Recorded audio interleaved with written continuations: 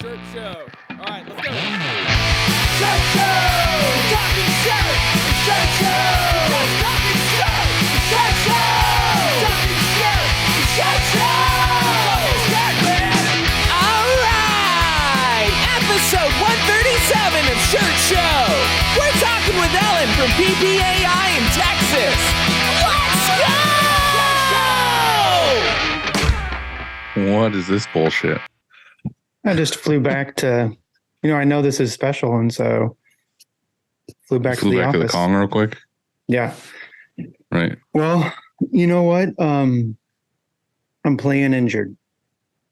Dilly. Good boy. You've done that before. Mm. You know what it's like. Mm-hmm. How's it feeling? A handsome devil. Yeah.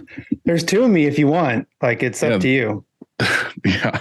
The one I'm looking at right now looks like he's got a little more sun than the one behind you. A little bit. But man, my back is fucked. I don't know. I did it again. It's just. Tell Joanne to take it easy. Jeez. I know. I keep saying that. Dude, Vegas. I know. Well, I feel like we haven't done this in forever because we recorded a shitload in December. So you could go on this beautiful vacation. Yeah. And it was weird sitting in this chair and pulling my microphone over. And I was like, what do I even do? What is life? Somebody called me the other day and they're like, hey, that episode that just came out, you said something, da-da-da. And I was like, I have no idea what I said. That we recorded that a month ago. You're going to have to go back and listen to it, or I am, or whatever, and call you back or something. Yeah. So I don't remember. I just don't remember any of it, It was a blur. Guess what? I'm standing right now. I know. I can tell. Because that hurts less. It's true. I know your pain. I have to go you told me to get a leave, right? That's what you take, like 20 a day. Yeah, I take like 25 Aleve a day. You're only supposed to take one, but I just Right. I just chug the bottle every so often. I mean, you do what you got to do.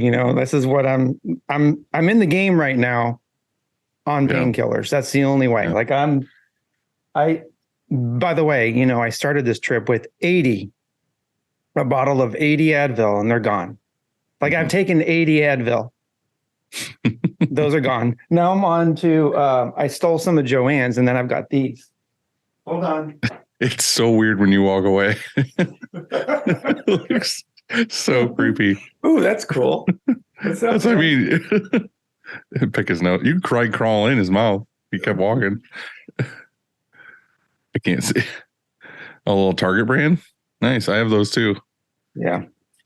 Are those the ones that are like, they look like cartoon pills where it's like blue on one side and they are. Yeah. Yeah. I have the same exactly. ones. See this? Because they're kind of instant fast acting. Yeah. Or whatever. They look like cartoons. Oh my God. They disappear also. Yeah. Which is cool. Yeah. Christina said that we should have a segment called, you ready? Andy's Ailments. I was going to say both of us. You could say broke as fuck. I know. Totally.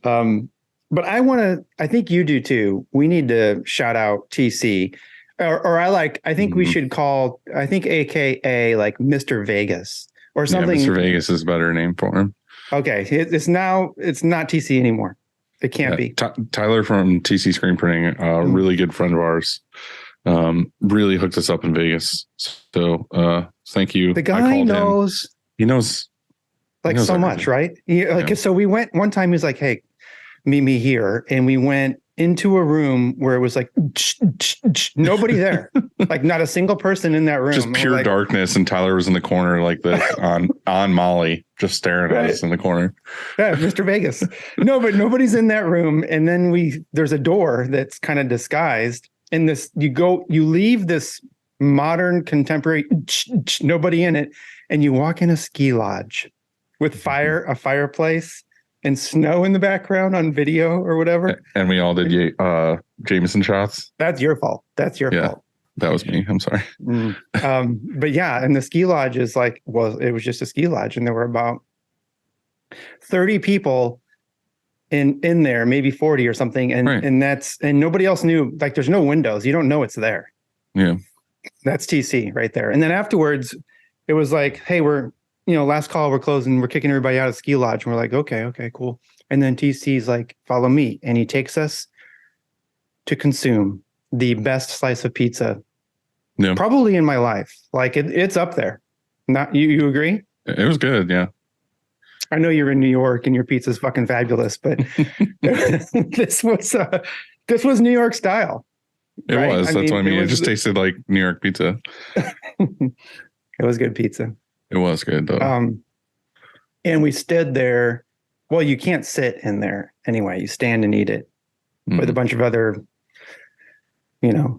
people on weirdos. Yeah. We were all under the influence. Yeah. That's probably why the pizza tasted so good. But it was a good time. I had never been to that show. You haven't either, right? Nope. I have not. No, because I was disgusted with Vegas the first time. And then Tyler was just like, yeah, you're not doing Vegas right. And I was like, all right. And he was like, dude, we're going, you're going. I'm going to book all the reservations and all the things and, whatever. And he did. And it was amazing. Him and Allison, both amazing guests. Right. Hosts. I mean, and you had, I have to mention this because everybody knows your love of meat. You had a $139 steak. Yeah. Right. It was $139. Unless I'm forgetting. Okay. Yeah. Yeah. And was it was worth, delicious. Yeah. It was worth delicious. every penny. Every penny. Mm-hmm. I got to share it with you and JoJo. I had a bite. Mm-hmm. I say good. share. It was one tiny bite out of the whole thing. It was delicious. That restaurant was amazing. Yeah. There was a lot of food that week. Was it a week or weekend? It was a week, right? That week that like I've never eaten before. I was just like eating things. Like we went to a dumpling restaurant and they were just like, oh, this is this and this and this. I was like, as long as it doesn't have seafood in it, I'll eat it. Right. So it was amazing. Like everywhere we went was good. And we went to Best Friend. That was really good. I didn't go to that. I didn't get to go to that. You skipped out. Best Friend was super good. Everything there was phenomenal. It was a good time.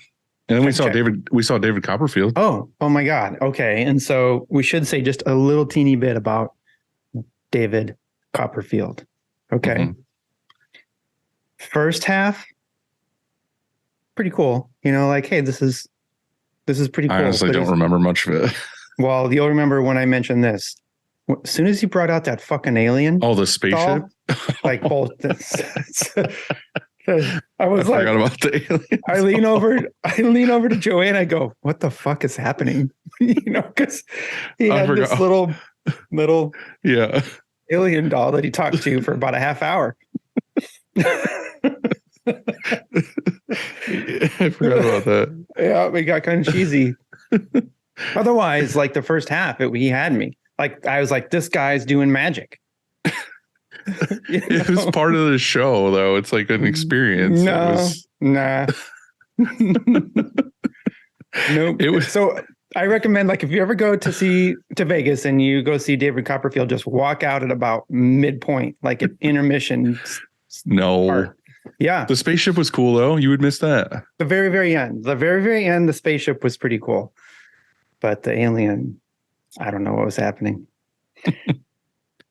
Frank. Dill, it all starts with a screen. And whether it's new stretches or restretches, Frank and his team do it the best. By far. To find out more, go to graphicscreenfashion.com, FFFFF. Rank.com. Or greatfuckingscreens.com. And I'm really excited to see him tomorrow. Me too. Is it tomorrow already? Oh my God. Tuesday, yeah, it's tomorrow. Yeah. We have reservations with Frank for steak at 8:00. Cleaning screens is no fun, but Easy Way makes it funner. Their line of eco-friendly chemicals will make reclaiming screens a whole lot easier. Check them out at easyway.com. Easyway. It's the easiest way. Heck yes. Hell yeah. Could your shop use a little help from a friend? Then you need to go to 1-900hotstuff.com and get in touch with Nick or Lucas. Nick or Lucas. and they will take care of all of your needs in the. Art department. I thought it was champagne room. And yeah, definitely in the champagne room. I gotta give a shout out to Lucas because he fucking helped me out hardcore. How? I went to the PPAI show and never registered. I just never signed up for the show at all. I just fucking literally got on a plane, flew to Vegas, ate food, and decided I was going to a show. And then I went and I never registered. So I called up Lucas and was like, hey, can I be part of Graphic Source? So he came over and waited in the long line at registration for me. And at first he waited in line, was like, here, go enjoy the show. Gave me his fucking name tag. So I was Lucas for the first couple hours. And then he got me a Dylan pass for a Graphic Source. So let's cheers. Let's cheers him. Yeah. Cheers to Lucas, man. Thank you, bud. Hell yeah. Coming through for your boys. We ran into him afterwards at like midnight on a bridge. Yeah. And he was true. like, we did. He's like, guys, I got tickets to the Seahawks game. Mm-hmm. And he was like, he was elated. Yeah. He was pretty stoked. Yeah, he was. And I think they lost though. Whatever. He had sweet seats. He was there and he got to enjoy the moment. Mm-hmm. Choosing the right emulsion for your shop is complicated, and that's why we love Chromaline. Go to chromaline.com to watch Kev's vids. And learn all about the screen room. Yes. Okay. Love you, Kev. We'll see him. I'm assuming in the next couple of days. Yeah. By the way, we're recording this one day before Long Beach. Long Beach, yes. Mm-hmm. And you were in New York. We were supposed to record in Vegas, but we decided it would be best to have this environment and this ambiance instead of rushing it at the show. So, correct. Yeah. Yeah. Hey, bud, who are we talking to today? Today we are talking with Ellen Tucker, and she is Vice President of Revenue and Expositions for PPAI. And why are we talking to her? Because, well, like you said earlier, me and you were both first-time guests at the PPAI show, and we don't really do a lot of promo, and we kind of want to get into it a little bit. We do. So we wanted to talk to somebody there that knows all about it and be like, hey, this is what you should do. This is how you get into it. This is why it's important. So that's why we're doing this. We're recording. I hit the button. Oh, we never checked. We never stretched either. All right. Hey, there she is. Hi, how are y'all? Good. How are you? Good. I almost just tried to pull off a y'all and it would have been embarrassing, so I didn't do it. I did it a few times when we were in the stockyards. We've been to, I think we told you, I can't remember. We were in Fort Worth 3 times last year. Okay. Which is pretty close to where you are, right? Mm-hmm. Yeah, we're just the other side of the Metroplex, but. How's it going? Are you well? Because you said this week would be good for you because it's like rest period. Yeah, I think that certain people on staff, maybe our president and CEO, forgot that this is a rest week and decided to start hammering meetings and pushing things forward. And yeah, so you're good. You don't get rest then. No, rest is a thing of the past.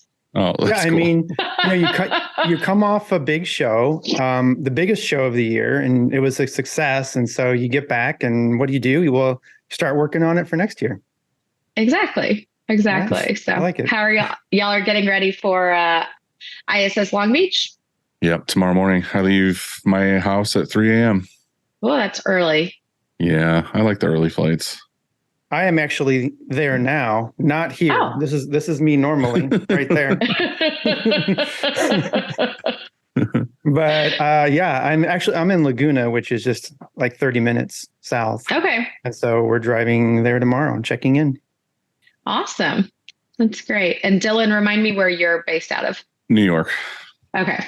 Yeah. So I'm leaving the cold tundra, and it's apparently it's supposed to be like a big snowstorm on Sunday when I'm supposed to come back. So I might push it to Monday. Cool. So we'll see how it goes. Cool. You can hang out with me. You can, we'll Yeah. cuddle up.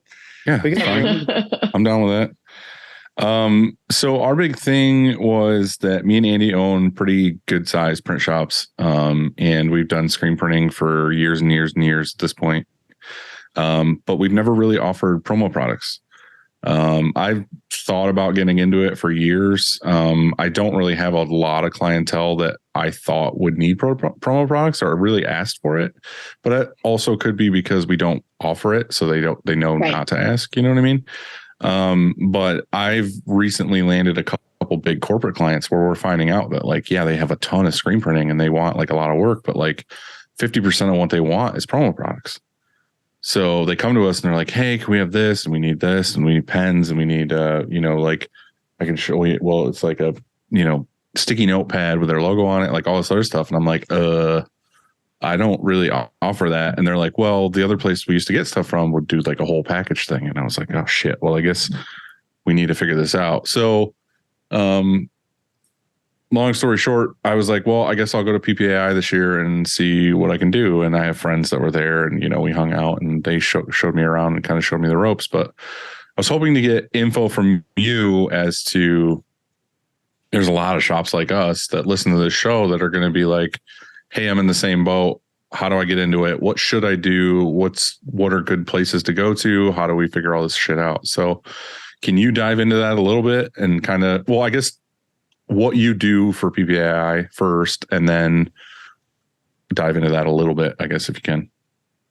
Yeah, of course. So I'll start with what I do for PPAI. So I'm our Vice President of Revenue and Exposition. So I head up kind of our membership and our business development team who bring in the revenue for the association. And then as a part of that, I also handle the operational aspects of our large trade show, which we just wrapped up last week. So lots of hats, an amazing team that supports me in all of those areas. So, and lots of resources on staff to help people, whether they've been doing promotional products for decades or whether they're just getting into it, like you were saying, Dylan. So yeah. I think from the aspect of, we've exhibited at ISS before, where I know that a lot of screen printers and people that aren't yet in the promotional products industry go for the same reason that promotional product professionals come to the PPAI Expo. And one of the reasons that we're there is that there is a really easy transition into adding promotional products. I say easy, that's probably not the right word, but there's a natural progression to add promotional products to your business because so many of the customers that you're talking to probably aren't talking to you about their promotional product spend because right. They're already talking to somebody else, or they just don't know you do that. But it's a way that you can grow your business, and the model's not too different, right? And as you get to learn it, and obviously PPAI has lots of resources from an education standpoint, both for beginners and for people that have been in the industry for a long time. But there's a lot of other resources out there in the industry as well. And one of our jobs as the association is to help educate people that are entering the industry as well as those that have been in a long time so that promotional products stay elevated.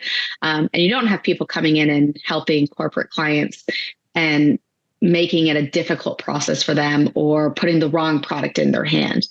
One of the things that I think is so important with promotional products is the intentionality behind what you guide your customers to use, because what you want is for that to make a lasting impression in the end user hand that they're giving it to. And with the wrong promotional product, that's not going to be the case. And so it's about figuring out what their values and what their needs are, and then making that connection. Right. Well, I'm going to sound kind of ignorant to this because, like I said, it's not my world. And I know there's a lot into it. It's complicated.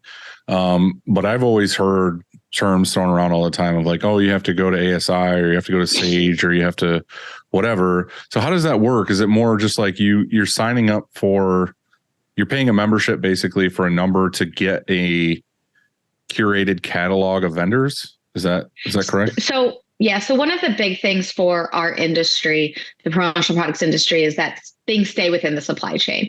So what you do on the screen printing side, we call a distributor on our side. And one of the important things for us is that the supply chain goes from what we call a supplier. So the manufacturer, decorator of a product.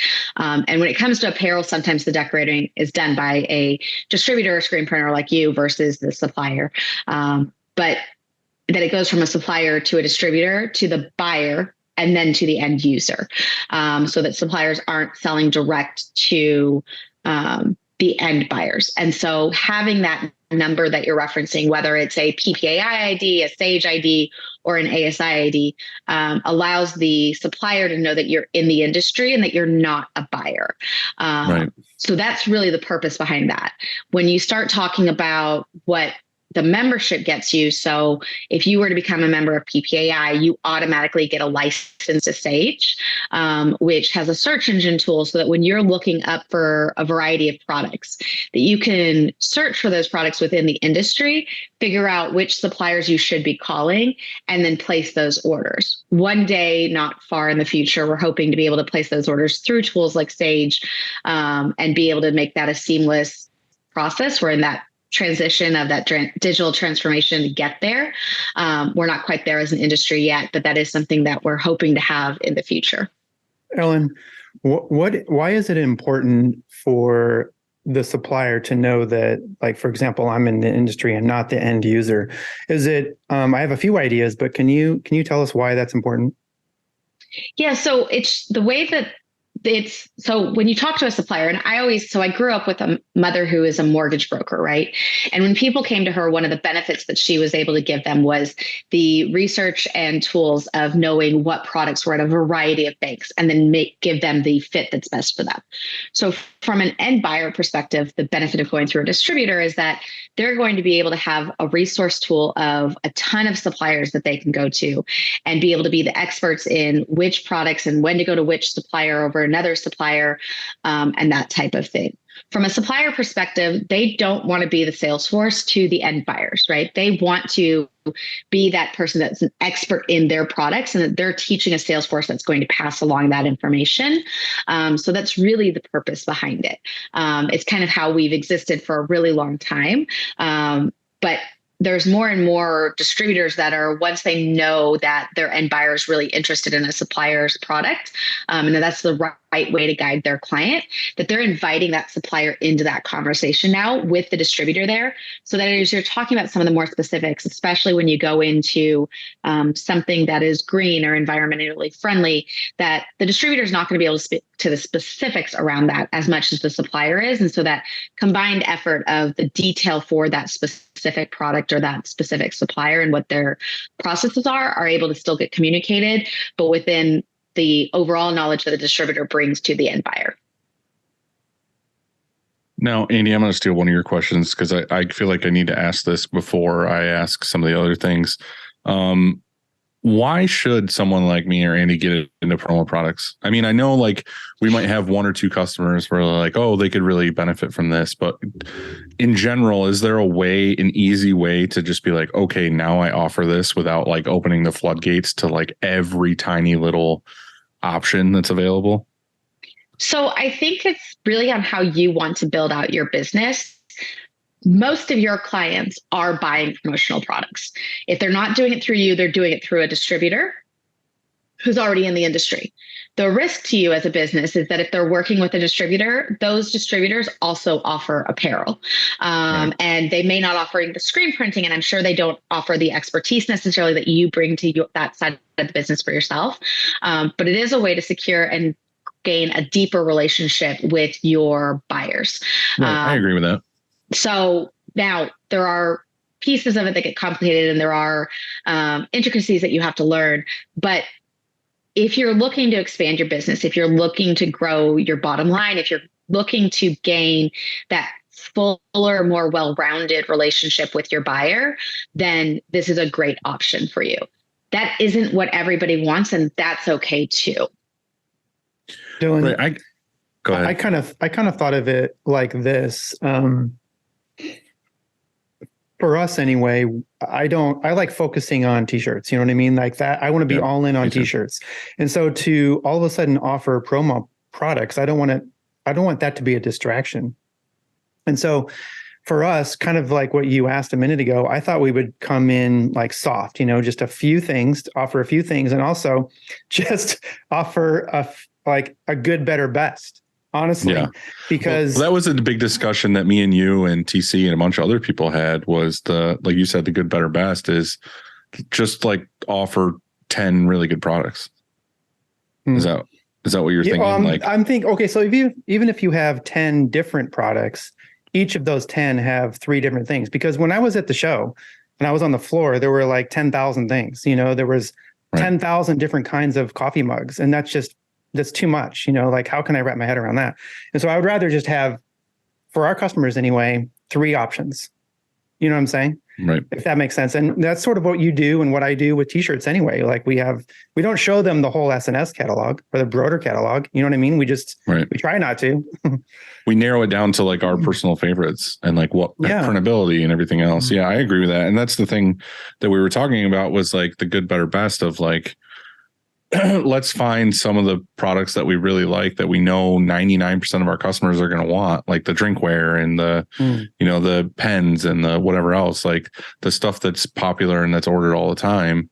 And then if you get that random customer who's like, oh, I want a teddy bear holding a whatever, it's like, okay, let's figure that out and go deep into this network and get a supplier. But that was not to knock the show at all, but like as a first time goer, in my mind, I had no idea what to expect, really. My thinking before I walked into the show was like, okay, there's going to be, whatever it is, like a couple hundred vendors, and it's going to be like one booth is going to be a guy who makes like engraved Zippo lighters, and the next booth is going to be a guy who makes golf balls, and I thought it was going to be like booth after booth of like specific types of items, like one guy who does nothing but drinkware. But can you explain this to me a little bit? Like it was kind of confusing to me, because it was like that for like 2 booths. And then the next booth was a company who's like, we offer everything. And then it was like, you know what I mean? It was just like every other booth was a company who was like, yeah, we can offer every product. And it was just like, well, what is this? Isn't this what this whole thing is in general? Is it like companies that offer everything under the sun too? So like, why is it not specific, I guess, to be like, this vendor does this specific item? So we do have companies that do it both ways and approach the marketplace in both ways. So you've got some larger companies who have over time kind of acquired other companies that have specialty in drinkware, or acquired companies that have specialty in writing instruments, and they've added that all underneath their umbrella. And then you have some companies that are still just specializing in one category and really diving into that category. I think what a lot of our distributors end up doing is figuring out some preferred suppliers that they have, that they love working with, and that's who they tried and true go back to, unless they get that really unique question. And then they go digging. There's one of the great things about in-person shows is the networking, right? And being able to build those relationships. I think one of the things that I've been with PPAI for almost 9 years. And before that, I worked on behalf of a company that worked on behalf of trade associations. So I got to go to a lot of different industries, events. And I've never seen an industry that's more willing to share amongst their competitors. So distributors sharing with distributors, and really wanting to elevate the industry and make it a good experience for the end buyer. That doesn't mean there's not competition, right? Like in your backyard, there's going to be competition. But as you make that network of distributors and peers that are doing similar things to you, being able to reach out to them for those unique items after you have your preferred group of suppliers that you work with, I think is a really good approach that a lot of our distributors take. But one of the great things about the show is getting to see those companies that are new to the industry, or those companies that really have that unique specialty, and getting to dive into their booths and getting to see what they do. Because like I said, for me personally, being my first time and have it being super overwhelming, like walking into that, like honestly, I was taking photos on my phone of like, okay, I kind of want to reach out to this place, or I want to research this a little bit more. And it was almost always the specific vendor. It was never like I didn't even walk into a booth that was like, I have a ton of everything, because to me, it was just like, well, it seems like you don't specialize in anything. It seems like you just are like, we have every product. Well, Dylan, trust me, you were scanned several times, I'm sure. Lucas was scanned several times. And you will be contacted by other people. But the same thing goes at like Long Beach. You know, you have your badge and then you get scanned. But Dylan was saying that he was wearing somebody else's badge, right? I think is what it was. I was.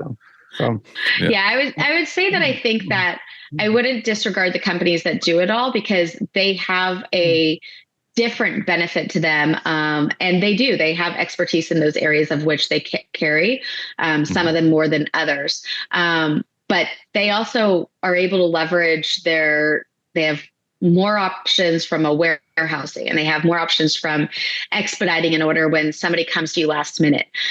So there's a benefit to having relationships with both of those types of suppliers, both the ones that have the variety of products and are large, and the ones that have really found a niche market for themselves. All right. So walk me through this a little bit. Like I said, for the people who don't know, and I don't know, so you're walking me through it as well. So say I'm like, okay, hell yeah, let's do it. I want to sell promotional products. So tomorrow, what do I do? Do I sign up for a Sage account? Ideally? I mean, I'm obviously biased that I would sign up for a PPAI account on the distributor side. Okay, so that's what I'm confused on, because I thought Sage was part of PPAI. So we are two different companies, but they are our technology partner. So by signing up for a PPAI membership, or on the distributor side, signing up for a PPAI membership or a Sage license, you automatically get both. There are other search tools in the industry. I think Sage is the best. That's why PPAI partnered with them. And I would sign up for that. But by doing it that way, you get access to also all of PPAI's educational tools, our webinars. We have a lot of intro to the industry information as well on our site. And I would start there. I'd also suggest, and there's a variety of them, just like there are in every industry. So whether it's LinkedIn or Facebook, there's a lot of groups out there that you can start throwing out questions to and start developing a network from that perspective as well. Obviously, in any of those groups, you get a little bit of the drama too, right? There's never the worst wants for drama on Facebook or elsewhere, but they are really useful for using as a resource and getting some insight to what other people are talking about, trends that other people are seeing. And if you sign up for PPAI or Sage and you get the alternative, there's a lot of, we send out newsletters with information, both industry news as well as like sales tips and stuff like that. So okay, I get a PPAI account, and then it gives me the ability to search stuff on Sage, correct? How do I know? Do you guys have like a rating system for like good, better, best vendors? So I know like if the first thing I want to look into is drinkware, and I go there and I search drinkware and there's a billion options. Is there a way to be like, hey, this is like our preferred vendor, they're going to do a good job, and I don't get stuck with someone on the bottom of the list who's like just started doing drinkware in their garage? Like how does that work? In the Sage tool, there is a rating system. So they have like A+ suppliers and items like that. So you can find that within and sort by that within the Sage tool. I don't remember what all of their rankings are, less of my area familiarity, but they do have rankings, and I want to say it's A+ suppliers is what their top tier is, and you can search by that. You can also search within there by a variety of other things. So made in USA, or I believe they just rolled out some of like the DEI type of searches that you're going to want to do, depending on what your customers want. Okay. So that makes sense, and that's helpful. One thing I discovered, and it was only because I went to their happy hour in their booth for a glass of wine.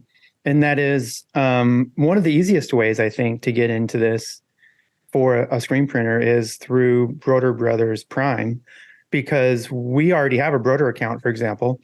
And what you told me, Dylan, and their booth showed all these different things. Like they have some basics. So I could actually, I think I already have an account. Not sure how this works. Maybe you don't want to go all in and join PPAI quite yet.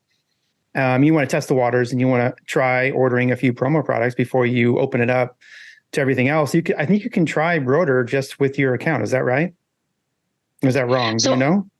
I don't know what Broder's rules are on that, but I would imagine that AB Prime is what we call them in our side of the industry, Alpha Broder Prime. And that allows, sounds like a transformer. AB Prime. They should come out with an AB Prime transformer now. You should call them up about that idea. Bet they could make a custom one and everything. But I think that I would not be surprised if they allow that. I don't know that off the top of my head, but there is a lot of, on the supplier side of things, a lot of overlap between the two industries. So even if you called up somebody that you're working, whether that's SNS or Broder or one of the other hundreds of apparel companies, they have those relationships in our industry. And I'm sure they would be willing to get you in touch with somebody and let them know that you're on the screen printing side and that you're looking into getting into it, because most of the companies in our industry are going to be willing to work with you because we view that as an extension of our industry. Right. Now, what is the difference? Andy brings up a good point, because I have used the Prime line thing before. I actually ordered our Shirt Show mugs through there, and it's pretty much the only thing I've ordered through there. My Broder rep was just like, hey, we have this thing now when Prime line first came out, and I log in with the same information and I order. What is the difference between me doing something like that, where I don't have to have a membership, I don't have to have a whatever, or if I want to order from some random website, like I don't want to, there's websites out there that a lot of people use where I can just order whatever I want, promo products kind of at wholesale. Is that the difference, that if I have an account, I'm actually getting a way better price than if I went to like a random site like that and ordered mugs or glasses or whatever it is I want to do? So I would say, I think you answered Andy's question better than I did. It sounds like because you have an account already with Broder through the apparel side of things, that counts for Prime. The benefit is twofold. One is the pricing and the benefits of the pricing model that you can get through having accounts with a variety of companies. The second one is knowing that you're working with a company that does this for a living. So there's a variety of companies out there where, yes, you can go to, and I'm not going to say any of their names, but some of those companies. Said, like there's one like right on the top, like we send customers there. We're like, just go there. Like if you want this, go there. Right. So there are those options. And some of those might be competitors to you where they actually sell apparel as well, customized apparel. So there are distributors that have great websites and that you might be sending them to someone who could take your customer from you. The other side of that is that you're going to somebody who is more of almost like going direct abroad, right? And working with a company, and that has a whole lot of challenges in it and less security in your product actually being delivered in on time and in good quality. Right. Now, what are some of the costs involved in like a membership, and how do you see that obviously has like a really good ROI on it? Yeah, so our base membership for a distributor is $4.95, I believe, which includes your Sage license as well as all the access. So $4.95 for the whole year, not per month, gives you access to the search engine tool, a whole lot of resources, and you're supporting the association who's doing lobbying and advocating on behalf of the industry. So it seems like you would make that back in one promo job. I would imagine so. Again, I'm not on that side of the industry, but I know depending on the size of the promo job, and there's a really good margin for this industry. And so it doesn't take too big of an order to make that back. Yeah, that seems like a good deal.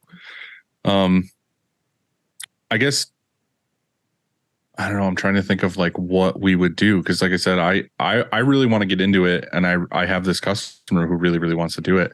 It's just, like I said, to me, without like diving in and talking to, like, if I didn't have the friends that I have in the industry that were there and do this, I would be so overwhelmed. Cause like I said, it's like a million products, you know what I mean? And it's like, and I think to your point earlier, it's about starting. Don't try to learn every product all at once. Right.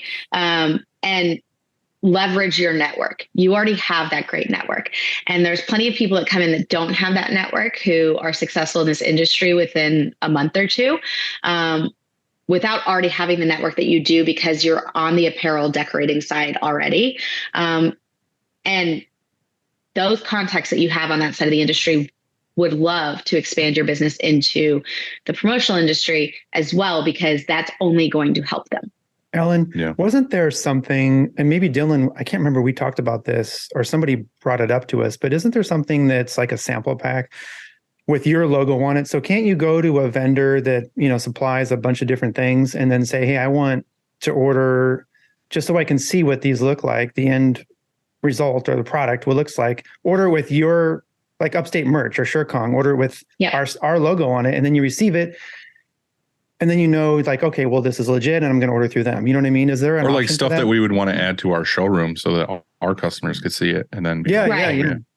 So a lot of suppliers are willing to do special deals on if you want to do self promo. So if you wanted to send out to, let's say, all of your current apparel customers and send to them like a drinkware piece, and you want to say, hey, we've now expanded into promotional products. Here's a gift on behalf of us. A lot of suppliers are willing to do a self promo price that's like better than what you can get for your customers. In addition, a lot of them are willing to send you samples, whether it's with your logo or an extra run of somebody else's with their permission and that type of thing. So depending what you're looking to use it for, but again, and every supplier is different, and all of them have different rules on what they're willing to do and the pricing that they're willing to do. But that's something that we do a lot within this industry, and most suppliers are willing to work with you on. So building on top of that, and you being into this, like, for a very long time, what do you think the top, like, you don't have to do top 10, but like, what are the top products that you see people order for promo products? Like I said, I know it's like drinkware is like number one or in there. So apparel has long-term been our number one, which is great news for y'all because you're very familiar with apparel. And I think that 30% of promotional products fall within that apparel category or somewhere around that. I haven't looked at the most recent study. Drinkware, bags, writing instruments. During the pandemic, there was a lot of health stuff, hand sanitizer, those types of things. Let's skip that. We don't want to deal with that right now. Right? You don't want to deal with face masks. Take that off again. The list. But yeah, so we those would be the top ones that I can think of off the top of my head. But one of the things that Sage does every month is they kind of look at what the trend is, and you'll get, by signing up as a member, you would start getting what is trending in the promotional products industry and the top 10 list. And they do that based on what's being searched within their tool and use that data. So we're getting that as like an email newsletter. Yep. As soon as you become a member of PPAI and have that Sage license, that's something you'll start getting from Sage. Okay, I thought for sure you were going to say puppies, because when we were there, that's what we searched for like an hour or two at the end of the day, is I heard that they were printing on puppies or something like that. You get your logo on a puppy. No?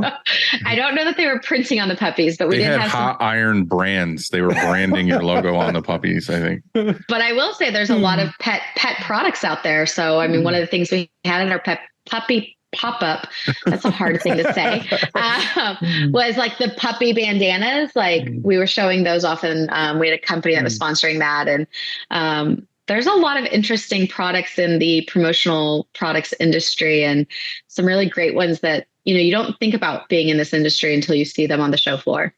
All right. You can be completely honest with us. I'm sugarcoat it. I know you're supposed to be professional right now, but like, what are some of the weirdest things that you see are offered? Oh, weird. Because I saw some weird things and I was like, there has to be some like. So give me an example of what you consider weird. I think that's all relative. I want to know what you think is weird. You don't want to know what I think is weird. I have a very low bar. Sometimes I'm just surprised at what some people use in life, right? And that we happen to have that in the industry. So I don't know that there's one product. And that's a really good way for me to get myself in trouble if I picked out one weird item. Yeah. What I love about our industry is that we're innovative and we always have a solution for what you're being asked for. Right. And there's some weird people out there, so they ask for weird things. You took the safest route possible around that question, by the way. That was smart, Ellen. Good job. Yeah, you were good. We were testing you. Yeah, I wish you failed, but whatever. It is what it is. All right. Well, so I did have some questions. We had a few listener questions, and the one thing was the puppy thing. What was the deal with the puppies? Was that I heard from some people that it was like you can go sit with them and just have puppies to hang out with because it's so overwhelming there, or was it specifically to show off like pet stuff? So I'm going to say back in going to make up a year here, but I think it was in 2018, we decided to start doing some more experiential things on the show floor. And that year, one of the pop-ups that we had, and some of it was to drive traffic to a certain area of the floor and some things like that, was puppies. And every year we have the conversation of, can we get away from the puppies because we want to do something different? And every year it's like, nope, our members will there's no way. if we do. There's not no have way puppies. in hell. All I heard from everybody I ran into is, where are the puppies? Yeah. So we did have pre-pandemic, we used to have some other food items. So like bacon on the floor, some that slab ice cream stuff. So we do try to do different things. So this year we also did a latte where it was like that custom artwork in a latte, and they did that in front of you. But we've also expanded that to where we've started integrating promotional products into it, which makes sense, right? So when we started this back in 2018, it was really, you came and saw puppies, and you get to sit on the floor with them, you get to hold them, you get to cuddle them. People love puppies. But we've started now, like I said, with the bandanas and being able to show how you can integrate that, because one of the marketplaces that uses promotional products a lot is trade shows. So for companies to be able to take back to the trade shows that they're exhibiting at and saying, hey, if you do a puppy pop-up, we'd love to sponsor that and show like our industry on display with that. We want to be giving that type of example of how we integrate promotional products into everything we do at the trade show. Now, one thing that I was curious about with my own personal travel, because like I said, I'm coming from New York and stuff, and I guess it was this way before, is that you guys were almost back to back with ISS, and this year it was like a week in between. Is that going back to being closer together so I can just go from Vegas to LA instead of coming back for 4 days? I don't know ISS's dates for next year, but I know that we alternate. So ours is heavily tied to when CES is as well, just because of when we can have the space that we need in Vegas. I believe for the next 3 years that we're almost a week later. So this is the week we'll be in Vegas next year. So assuming that ISS is in their same pattern as they are for this year, then yeah, we'll be back to back with ISS again, which will work really well for you. Yeah, because I could just go road trip it and with Andy, obviously. Down to the other show. Now, you said that you're involved. Are you guys, you have a booth, or you're involved with the ISS show? I don't know if we have a booth this year, but we have in the past had a booth. We do try to have a presence at ISS pretty regularly. We're working, like so many people, we've had some staffing turnover from pre-pandemic, if we had to downsize from a company perspective, and we're rebuilding that up. So I'm not sure we quite got to the point that we have the staff to be at ISS Long Beach this show, but we do typically do quite a few of their shows throughout the year. Okay. Basically to have conversations just like this with attendees of why it really is beneficial to add promotional products and to answer questions and to make connections and things like that. Right. I mean, that's the thing. Like me and Andy are both in like, like 15 years into the screen printing industry or more. And we're just now being like, oh yeah, we should probably do promo products. I mean, there's a lot more that do it before, but go ahead. Right. I was going to say, but here's why. And for me personally, and why I think it's important now, if I'm going to offer this, that I do it a certain way, is because in the past, I was hyper focused on growing our t-shirt shop, and that took everything from me, and I didn't want any distractions. And, we did koozies and things like that, and have offered water bottles and a few other things in the past. But then what happened, it seemed always, is that the person that handled that, all of a sudden they're not there anymore.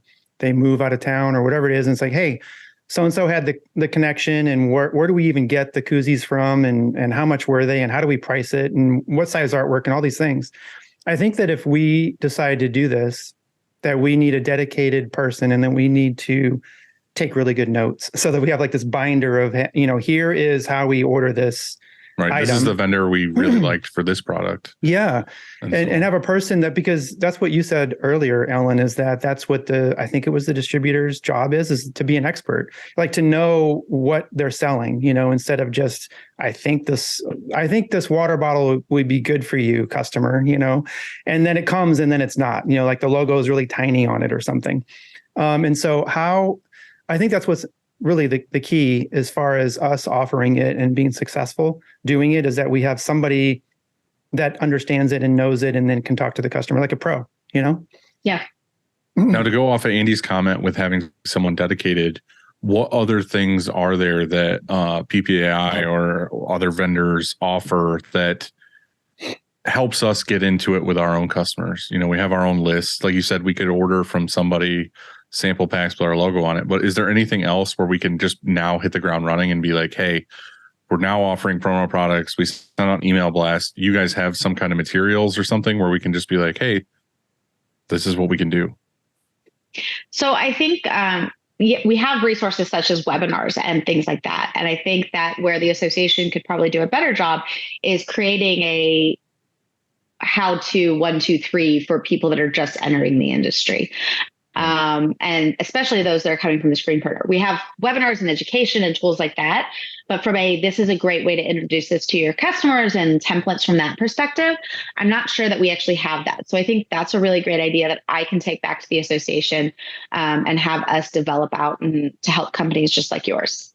Yeah, I think that, you know, going to the show, I saw, you know, we go to ISS and it's crazy. It's like a reunion every year of like thousands of printers that you see all the time. And you're like, holy shit, I haven't seen you since last year. Let's go do this or whatever. And it's like going to the ASI show from a screen printing side. I saw maybe 5 other printers that like I wasn't already going with there. Right. You know what I mean? So it's kind of like not to pigeonhole or whatever, but most of the people that I saw there seem to be people who are just like, all they sell is promo products, not necessarily printers who sell promo products. You know what I mean? They're just like a middleman shop that just is like, we offer everything, come to us. On the attendee side, you mean? Yeah, yeah. So I think you'll find a mix, and I think, you know, it can be overwhelming because there was 10,000 people walking the aisles, and it's hard to see that. And I think also one of the things we can do next year at the show maybe is have ISS come and sponsor a meetup for companies that are in that same space and started on the screen printing side, because I think both for the companies that are just starting out, but also those companies that are have done it successfully and made that transition, that would be a really good network for people to be able to connect with and be able to learn from the people that have been through those same things that they're going through. Well, it's pretty much what I did. I just surrounded myself with people that, you know, have done this all the time. Like Matt and Tyler were there basically with me walking around, and Matt was like, oh, I use this vendor all the time. They're like our favorite, whatever. And Tyler, same thing. And they go to like scout new people. They're like, what's new products? What's new things we can offer or whatever. And it was funny watching them. They're like, oh, this other material that I got over here, like super nerding out on like, oh, I did this glass, but these people are doing this a specific way. And it's just like, I'm nowhere near that yet. Like, you know what I mean? I want to be like, and to Andy's point, like, yeah, for years and years, we just wanted to be really good screen printers, and we really wanted to hone in on that stuff. And I feel like the progression of a screen printer is like, I'll try to get anybody and everybody I can to order from us to print t-shirts. And then it's like, you get a niche market and you're like, okay, I've printed for 8 years for this specific thing, like sports teams, or for me, you know, like the movies and comic book thing or whatever. And then eventually you build up until you get to like the big leagues of customers where they're like, yeah, of course we want promo products. You know what I mean? Like, we don't just want t-shirts for this event. We want a whole package of things for our company's trade shows or our company's whatever. And that's kind of where I'm at now, is these massive corporations that are just like, yeah, I want to order apparel and all that, but I also want to order, you know, 10,000 notepads and whatever else. And I'm like, fuck, like, I really want this business, but I have to figure promo out now. Right. So that's what I'm saying. Like, I want to come to you and be like Sensei, teach me how to like introduce this to my thing. You know what I mean? Agreed. And I think that's an area that we should continue to develop out. And obviously there's the learning how the back end of things work and how we can help you to be that for your customers. So, okay. I suppose I was going to say, I suppose you could hire somebody on your team that is from, I was going to say from the industry. So let's say, and they could be even now, they could probably even be remote. So somebody could be in wherever in the world, and they could be your promo products promo PPP. And you guys can use that if you want, but you know, they could be that person, and maybe they're not even full time. You know, they're working on commission or something like that, and then they're your go-to person, maybe. Yeah. Well, we had the discussion in back episodes about getting a VA, and I had talked about that for certain projects here. Let's just be like, hey, I got too much shit going on. I don't want to hire an employee.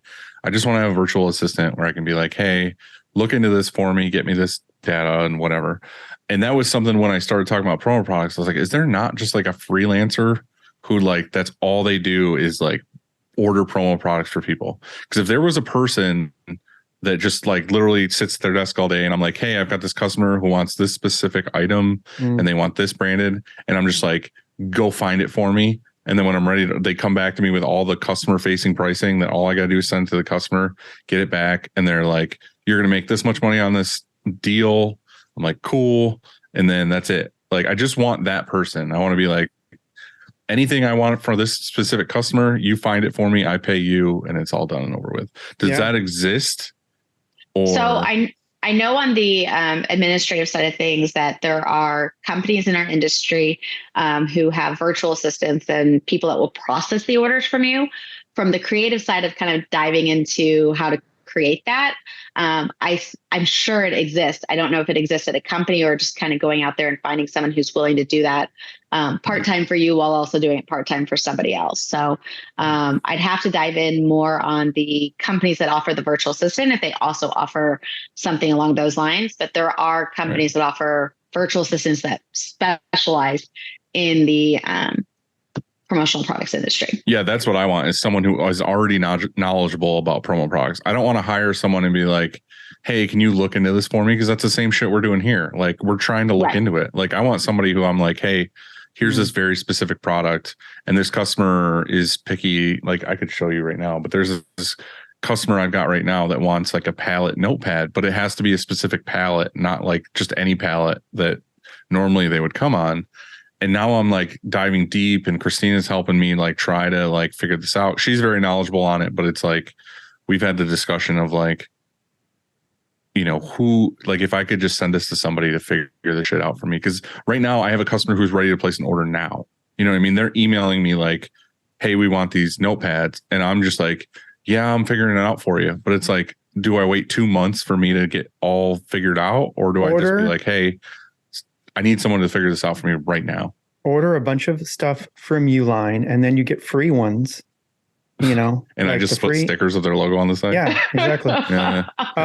What was I going to say? Oh, what we've done, and maybe other shops have done this too, and maybe this is a good way to get into it, is that we contract print for a PPAI company. There's a promo product company, and they, you know, so we print their shirts. Whenever they get an apparel order, they come to us. And in the past, I think somebody requested lanyards once or something. We said, hey, we have a customer that just needs lanyards and we don't know what we're doing. Can you help? And then, so we went through them, you know what I mean? And they went through, so obviously we paid more because it was like brokered, you know, many times. There's lots of middlemen, I guess, but still, like, that's a way to do it. I suppose. Have you ever done that, Dylan? Yeah, I mean, that's kind of what I'm doing now. And like, Tyler's one of those people where I was like, hey, I need this product. And he's like, yeah, you can get it from here or whatever. And it's just like, I just don't want to be that annoying guy that was just constantly poking people, be like, hey, figure this shit out for me for free because you're my friend. I want to be like, here's a freelancer who's making a certain amount. I think it's the same way as like when you bring on a new employee, right? If you're asking Tyler for advice and he gives you advice and you learn from that advice and you put that in your arsenal and then you grow from that, you're not that annoying guy. Same way with a new employee. Like, it's okay to teach a new employee, but when they ask you the same question 10 times, right, that's at the point in time in which you start questioning whether that's the right employee for you. You're not that annoying friend until that point. I'm an owner who's got a million things on his mind and I can't remember what I ate yesterday. So I'm not gonna, that's my thing, is like, I've got a customer who wants to order this stuff now. And that's why I'm like hustling to get into this industry, because like I'm trying to be that guy for them. And the thing with this customer is it's like a bucket list customer for me. Like, I've always wanted to have them as a customer. They're somewhat local to me.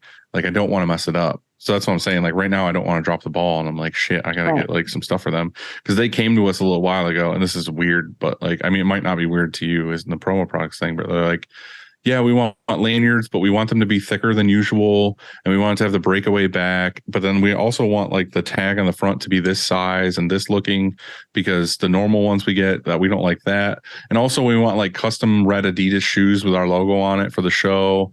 And I'm just like, dude, how, like, I don't even know where to start. And they're also too like, yeah, we have these custom Lego sets built of our equipment that we sell. And I'm just like, who the fuck, who do I go to for custom Legos? So are they asking for it tomorrow? Because otherwise you've got a really good customer. No, they're not looking for it tomorrow, but they're just like, I need this figured out by like March or whatever. And now I'm like, okay, I'm trying to like get this figured out. And then they hit us up like, where are we at with this? What are we looking at on pricing? Whatever. And I'm like, dude, I'm just trying to figure out how to get an account. It almost sounds like, though, remember what Jeffrey Paul, when he talked about ego customer?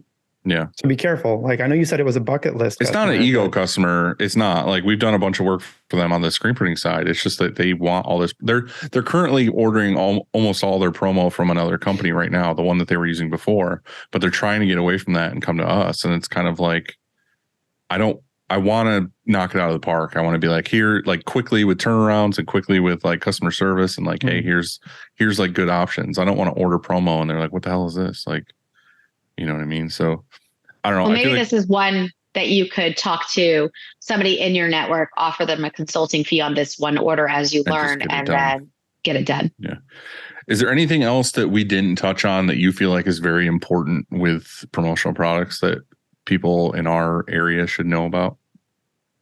I think just getting the knowledge and making those connections, which we touched on already. So, it is a learning curve, just like when you first got into the screen printing business, there was a learning curve there too, but it's a really great way to grow and expand your business.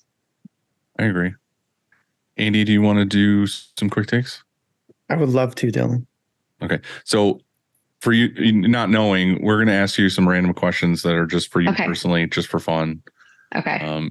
You want to not take a what deep... the weirdest promotional product is? Nah, the weirdest. I'm not going to get you in trouble. I promise. Okay, you ready? You take a deep breath. This isn't timed or anything, so no rush. Okay. First question. Sunrise or sunset? Sunset. I'm with you. That was immediate. And Andy writes these quick takes for me and texts them to me. And this one just says pizza tacos or sushi. I know you meant like pizza, tacos or sushi, but it just says pizza tacos or sushi. So yeah. So it depends where I'm at the time. In Texas, I would say tacos. Of the three, if I could be anywhere when I was eating them, I would say sushi, but I'm not in Texas. Why not? I'll let you figure that out for yourself. Okay.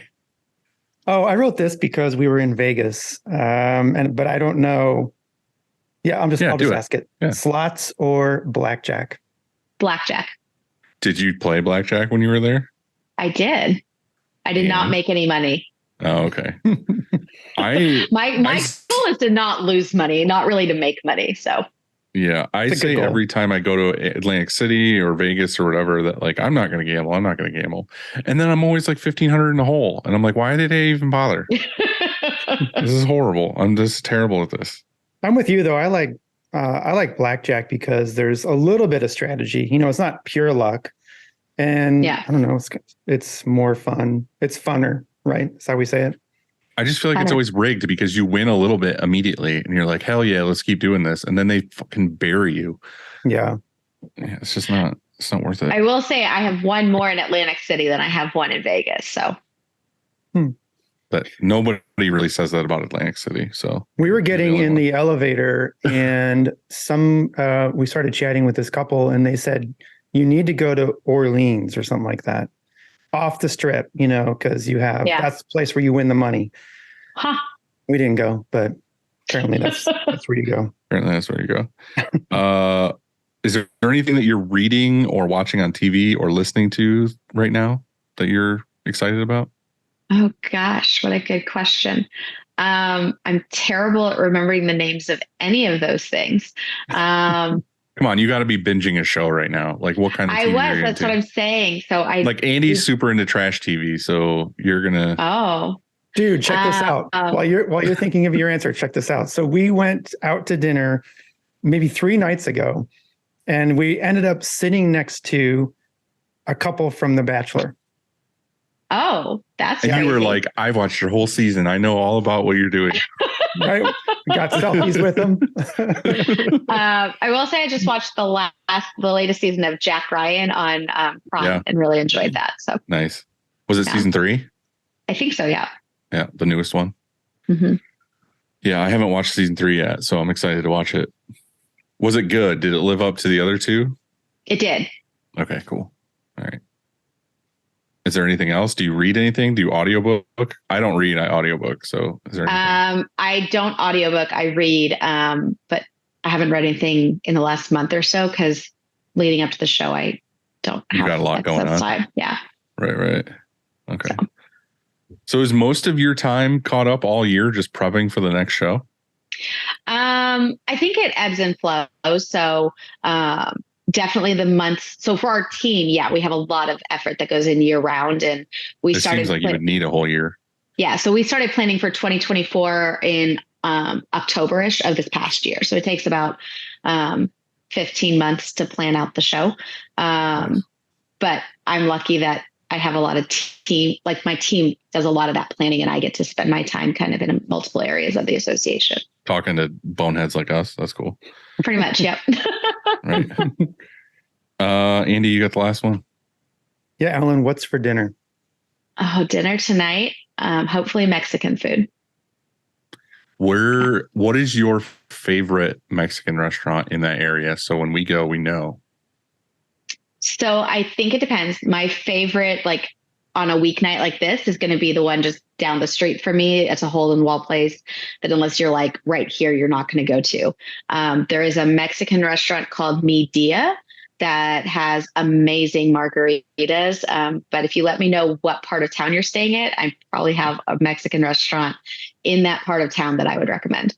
That's funny you say that because I feel like the last couple times we were there, that's how people described the Mexican restaurant. It wasn't like, yeah, they have amazing tacos, they have amazing this. It was always the drinks. They were like, oh, they have the best drinks or they have the best margaritas or whatever. It was like, I just want to know who has the best food.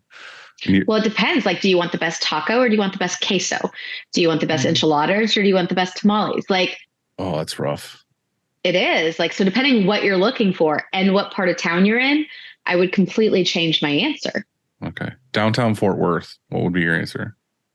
I don't spend a lot of time in downtown Fort Worth. There is a good place for margaritas, and I'm blanking Where's that on place we went to? That was it kind of, did it have a patio and stuff? It was called Chipotle. It was really good. Oh yeah. No. Moe's. It was Moe's, right? Taco Bell. I'm pretty sure it was Taco Bell. You know? Okay. No. Yeah. When y'all are in Fort Worth, Really let good me know, margaritas. and I will take you out to a good Mexican restaurant in Fort Worth. Hell All right, yeah. deal. Sounds awesome. Let's do it. Well, we really appreciate you coming on and doing this with us. Like I said, it is super important. I feel like it's something that I really need to get into. I know Andy was looking into it a little bit, but there are a lot of people that we hang out with and that listen to the show that are kind of in the same boat. So is there something specific or someone specific that we can have them reach out to if they have more questions on this topic? Yeah. Have anyone feel free to reach out to me and I will connect you based on your question to the right person at the association. And part of what we're here to do is to help people navigate this. So would love for people to reach out and for us to be able to help with that process. So what's your home phone number for them to reach out to?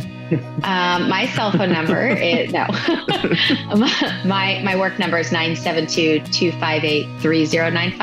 And your email? LNT@PPAI.org. Okay, cool.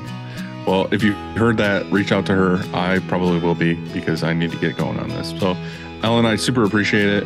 Thank you for doing this with us. We'll see you next year. And if it's not at the show, it'll be for margaritas in Fort Worth.